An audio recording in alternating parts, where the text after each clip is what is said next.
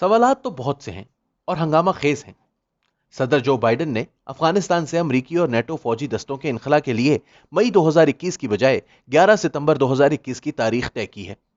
क्या इस तारीख से पहले तालिबान अफगान सदर अशरफ गनी के साथ शराकत इक़्तिदार के किसी फॉर्मूले पर राजी हो जाएंगे, या क्या इसके बाद पाकिस्तान का कोई किरदार या असर व रसूख बाकी रहेगा? हमजा और शहबाज शरीफ को जमानत मिल गई है। अब वो सियासी अखाड़े में एक बार फिर कूदने के लिए तैयार हैं। वो पाकिस्तान मुस्लिम लीग नून और पीडीएम में क्या किरदार अदा करेंगे? क्या शरीफ खानदान तकसीम होने जा रहा है? जहांगीर तरीन खुद को इमरान खान के गजब से बचाने के लिए चालें चल रहे हैं। अगर तहरीक इंसाफ के दर्जन भर के करीब अरकान सूबाई और कौमी असम्बली खुलकर उनके साथ खड़े हो जाते हैं तो क्या होगा? तहरीक लब्बैक पाकिस्तान मुंहजोर हो चुकी। एस्टैब्लिशमेंट और तहरीक इंसाफ ने कभी इसे शह देकर मैदान में उतारा था ताकि मुस्लिम लीग नून को अदम इस्तेहकाम से दो चार किया जा सके, लेकिन अब वो अपने हाइब्रिड सिस्टम को बचाने के लिए इसे कुचलने की कोशिश कर रहे हैं। क्या वो इसमें कामयाब होंगे? पहले अफगानिस्तान की बात कर लेते हैं। सदर ट्रंप ने एक तरफा तौर पर मई 2021 में फौजों के इनखला का ऐलान कर दिया था। इसके बाद तालिबान गुफ्तगू के बेशुमार अदवार में तो शरीक हुए, लेकिन इनखला के बाद शराकत इक़्तिदार के बनाए गए अमरीकी मंसूबे के लिए अपने मौक़िफ़ में लचक पैदा ना की। तो अब जब बाइडेन इंतजामिया ने ट्रंप के फैसले की तौसीक कर दी है, गरचे इनखला की तारीख में चंद माह की तौसीक की है, तो तालिबान कोई फॉर्मूला क्यों मानेंगे? जो बाइडेन के ऐलान पर तनकीदी तबसरे से तालिबान के इरादों की वजाहत होती है। अब जबकि इनखला की तारीख जो पहले मई की थी कि अमरीका ने खिलाफ वर्जी की है, इसलिए असूली तौर पर इस्लामी अमारात के मुजाहिदीन जरूरी इकदामात के लिए आज़ाद हैं। मुस्तकबिल में पेश आने वाले तमाम वाकयात के नताइज की जिम्मेदारी अमरीकियों पर न कि इस्लामी अमारात पर आयद होती है।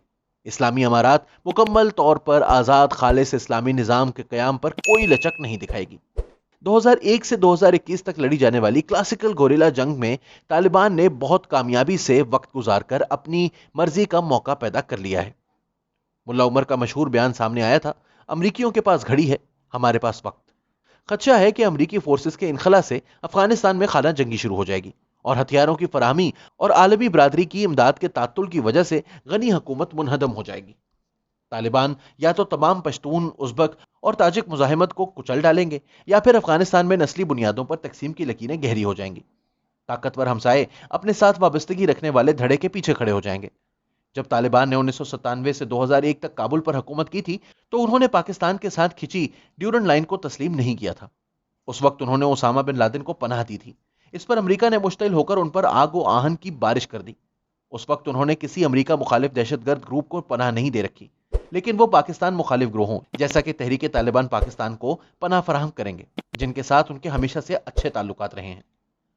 हमजा और शहबाज का मामला, इनकी रिहाई के पीछे एस्टेब्लिशमेंट की यह तवक्को कार फरमा है कि वो मरियम और नवाज शरीफ का सख्त और तेजो तुंद एस्टेब्लिशमेंट मुखालिफ बयानियां तहलील करने में मुआवन साबित होंगे। लेकिन वो दो हकाइक जानते हैं। पहला, उन्हें पहले भी कई बार धोखा दिया गया जब एस्टेब्लिशमेंट ने उन्हें इमरान खान के गैज़ो गज़ब से ना बचाया। दूसरा, पाकिस्तान मुस्लिम लीग नून का मकबूल वोट मरियम और नवाज शरीफ का है, इसलिए उन्हें अपनी पार्टी को कमजोर करने या पाकिस्तान मुस्लिम लीग नून या शरीफ खानदान में दरार डालने के लिए कायल नहीं किया जा सकता। ताहम शहबाज शरीफ पीडीएम के अंदर मुस्लिम लीग नून और पीपल्स पार्टी के दरमियान राब्ते बहाल करने में यकीनन किरदार अदा कर सकते हैं। इसके लिए वो मुत्तहिदा अपोजिशन को आगे बढ़ने के लिए किसी मौसर समझौते और ताउन की राह दिखा सकते हैं। ताहम इमरान खान मरियम को इंतकाम का निशाना बनाते हुए इनके खेल को खराब कर सकते हैं। जहांगीर तरीन, एस्टेब्लिशमेंट की तरफ से टहोका मिलने के बाद इमरान खान अपनी यलगार में एक कदम पीछे हटा सकते हैं। ताहम वो जहांगीर तरीन को अपने निशाने पर जरूर रखेंगे। तरीन भी पीटीआई के साथ बगलगीर नहीं हो सकते। एस्टेब्लिशमेंट के देरीना असासे के तौर पर वो पंजाब के अरकान कौमी और सूबाई असम्बली को अपने साथ रखते हुए ग्रीन सिग्नल का इंतजार करेंगे। ये सिग्नल जून में मिल सकता है, अगर बजट पर गैर मुतमईन होते हुए एस्टेब्लिशमेंट अपने ऑप्शंस पर गौर करने पर मजबूर हो जाए। तहरीक लब्बैक पाकिस्तान, एस्टेब्लिशमेंट की मुमकिना इत्तहादी या असासा भी इसी तरह एक खतरनाक बोझ बनती जा रही है, जिस तरह माजी में कुछ और मिसालें हैं। सियासतदानों में जुल्फिकार अली भुट्टो, मोहम्मद खान जुनेजो और नवाज शरीफ की मिसाल दे सकते हैं। अब इमरान खान भी काबू से बाहर हो रहे हैं। पार्टियों में जमात इस्लामी, मुस्लिम लीग और जमीयत उलमा इस्लाम, ग्रोहों में लश्कर जंगवी और इसकी बहुत सी मसलकी शाखों को हमसाये के खिलाफ जिहाद करने के लिए इस्तेमाल किया गया। तहरीक तालिबान पाकिस्तान को अच्छे मकासद रखने वाले लेकिन भटके हुए मुसलमान भाई कहकर लाड प्यार किया गया, यहां तक कि उन्होंने अपनी बंदूकों का रुख अपने मेहरबानों की तरफ कर लिया और फिर वो जालिम दहशतगर्द करार पाए। ताहम दीगर इंतहा पसंद इस्लामी ग्रोहों के बरक्स तहरीक लब्बैक एक ऐसी इंतहा पसंद इस्लामी तंजीम है जो कौमी इंतखाबी सियासत पर नजरें जमाए हुए है। اسٹیبلشمنٹ کا خیال تھا کہ وہ اسے اپنے محدود سیاسی عزائم کے لیے استعمال کر سکتی ہے، جیسے اسے نون لیگ کی حکومت کے خلاف میدان میں اتارا گیا اور جب مقصد پورا ہو گیا تو رسی کھینچ لی گئی۔